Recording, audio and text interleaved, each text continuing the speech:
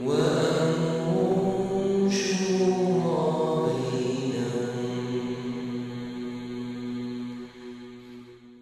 session 4 now. So we talked about permission and the idea that we should take even our voluntary work seriously and seek permission. That's an important matter in just showing your respect to the work that you're doing.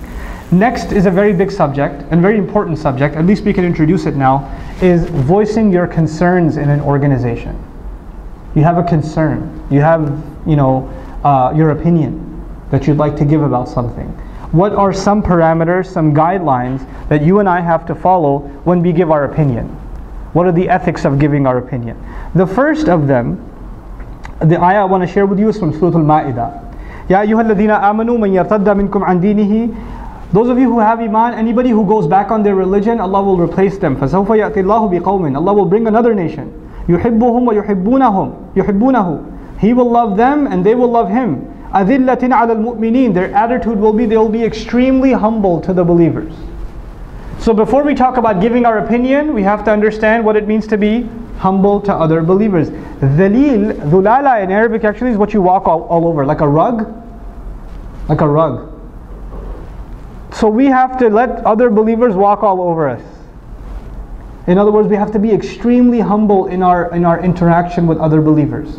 أَذِلَّةٍ عَلَى الْمُؤْمِنِينَ. But أَعِزَّةٍ عَلَى الْكَافِرِينَ. Extremely tough with the enemy. With the disbeliever here means the enemy. أَعِزَّةٍ عَلَى الْكَافِرِينَ. Again, understand the context of the surah. Surah Al-Ma'idah. Victory of Islam has just happened. Makkah has just been conquered. We have to be tough with the kuffar now. أَعِزَّةٍ عَلَى الْكَافِرِينَ. That's their attitude. But then Allah Azza wa Jal adds the idea of giving opinion. He says, يُجَاهِدُونَ فِي سَبِيلِ اللَّهِ لَا يَخَافُونَ لَوْمَةَ لَائِمٍ. They struggle for the sake of Allah and they don't fear the blame of anyone who casts blame. Please listen carefully. They don't fear the blame of anyone who blames them, the criticism of anyone who criticizes them. They're not afraid of the critic when they voice their opinion. They don't look around and say, what are people going to say if I say this? It's in my conscience. I can't sit on it. I feel like it's wrong what's going on. I should say something, but man, everybody around me is going to think I'm weird, or I'm a troublemaker, or I'm causing problems. So I should just stay quiet. No, you shouldn't just stay quiet. This peer pressure thing, this is against the peer pressure in an organization. Because organizations tend to develop momentum. They start going in a direction and they go full steam ahead. And maybe it's not the best direction. And you in your good conscience realize there's something wrong with this direction. And you don't voice your opinion because everybody's too excited about continuing to go. The train's already left the station, sort of, You should and you have to voice your opinion no matter what other people say. You have to be courageous about voicing your opinion. But you don't have to be a punk about it either. You don't have to make trouble at a meeting and say, I do not fear, la akhafu fillahi lawmata la'imin. What we are doing is hypocrisy. And no. There's respectful ways of saying your opinion. There's a decent way of saying, look, I'm not too comfortable with this. I don't mean to be trouble. I don't want to be offensive. But how do we justify this behavior? How can we do this, and this? This doesn't seem right to me. And so at the very least you voice your concern. The other thing also is not just about something that's happening that's wrong, but you have a suggestion for improvement. You have a suggestion for betterment. You have a strategic suggestion. You should never be afraid of giving those kinds of suggestions. But here's the thing that will save you or destroy you. If you don't remember it, it'll destroy you. And that is giving a sincere suggestion for the sake of Allah is an act of worship. Giving a suggestion is just like giving sadaqah. There's no difference between giving a suggestion, a sincere piece of advice, and sadaqah. Sadaqah is only for Allah. Advice is only for Allah. If you expect returns in dunya from sadaqah, then Allah does not count your sadaqah. If you expect that your opinion should be taken, that they should act on your opinion, and if they don't act on your opinion, you'll get offended, then you did not give that opinion for the sake of Allah, you gave that opinion for the sake of getting it followed. Then you gave that opinion for yourself, for your furthering, not for Allah. Giving your opinion is the act of worship. The ultimate teaching of that is salat itself. In the salat, I forget that dhuhr is 4 rak'at, or I lost my mind somehow, shaitan got to me, I got up for a 5th rak'at. You're standing behind me. What do? You give your opinion, this is wrong. How do you give your opinion? Subhanallah.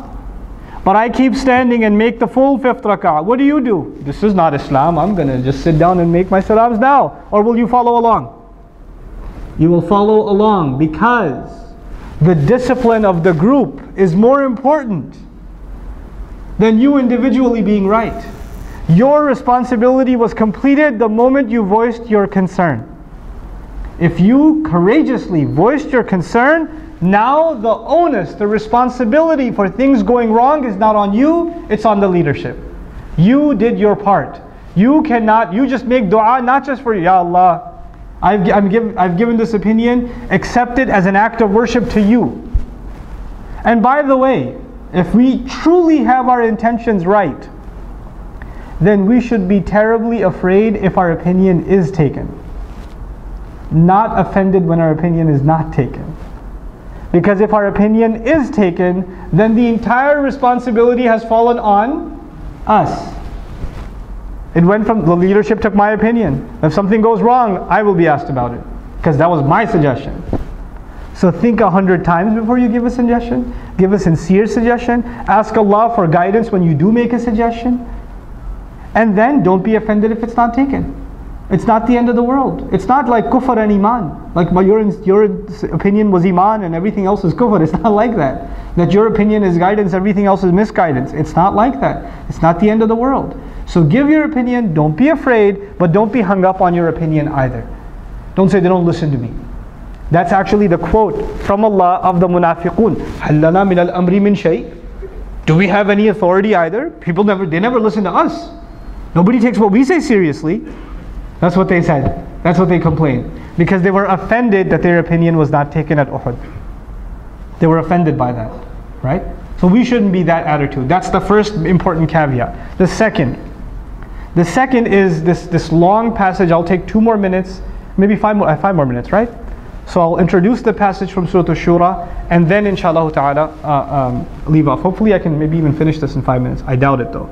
فَمَا أُوتِيتُم مِّن شَيْءٍ فَمَتَاعُ الْحَيَاةِ الدُّنْيَا وَمَا عِندَ اللَّهِ خَيْرٌ وَأَبْقَى لِلَّذِينَ آمَنُوا وَعَلَى رَبِّهِمْ يَتَوَكَّلُونَ.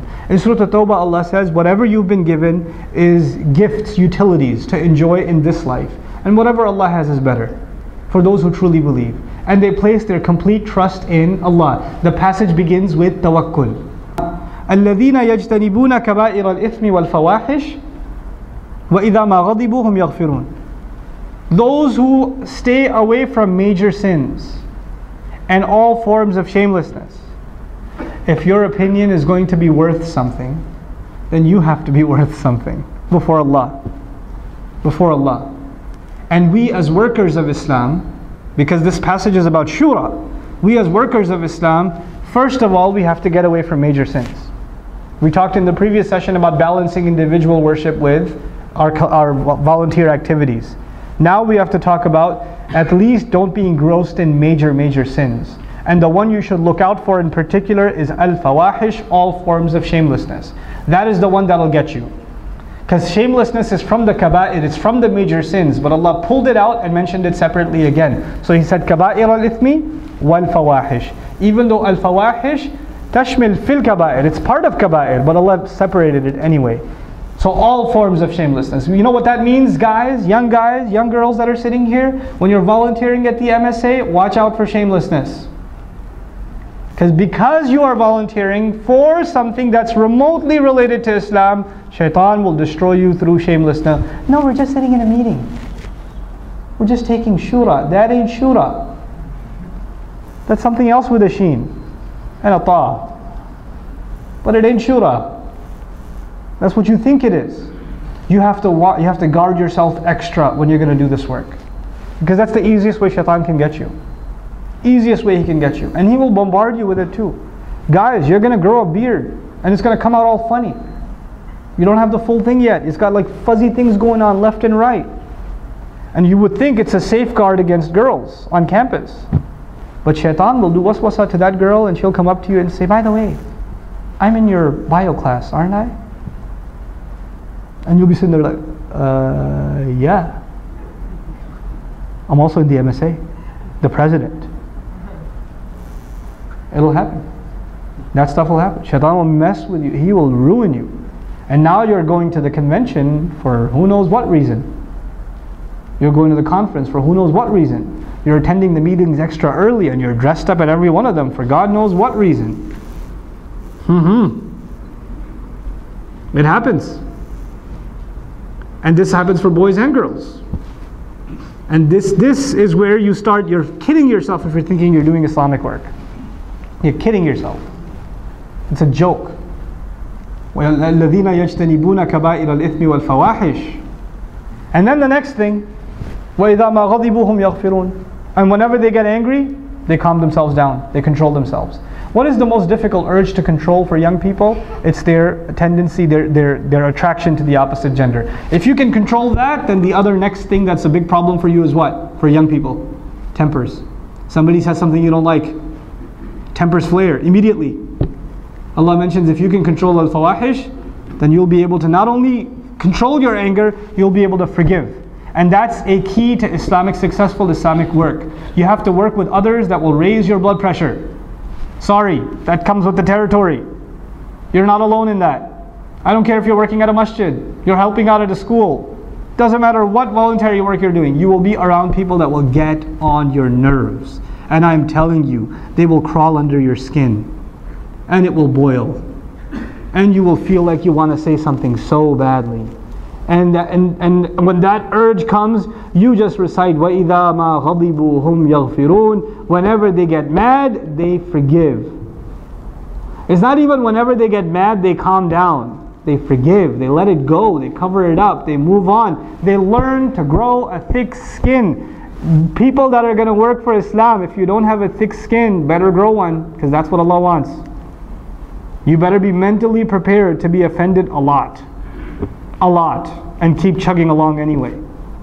That's what comes with the territory. It has to be there.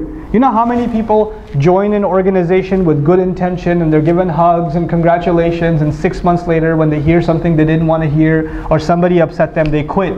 And they quit and they say, I'm never going back there again. You say, why won't you go back there again? You don't know what they said to me. You know what that one guy said to me?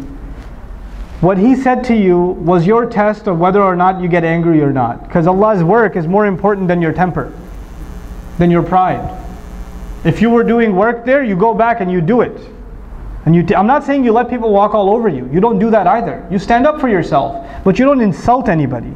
And you overlook their misgivings. And you know, sometimes there are people, and mostly Pakistanis, us, we're good at this. We love to say things that burn. It's just in our culture. We just have to do it. We can't help ourselves. We just have to. We have to do it with our children. We have to do it with our wife. You know, if she made a good meal, you have to say, "Aaj to bada acha khana banaya. Aaj kya bukhar tha? Today's a good meal. Are you feeling okay?" Because usually it's pathetic. You can't just say it's nice. You can't do it. You have to. And you bring that into the meeting. You bring that into the Islamic work too. You just have to say these little things, and these little things, they add up until a person goes crazy. They keep building up. Farat tanur, the kettle overboils.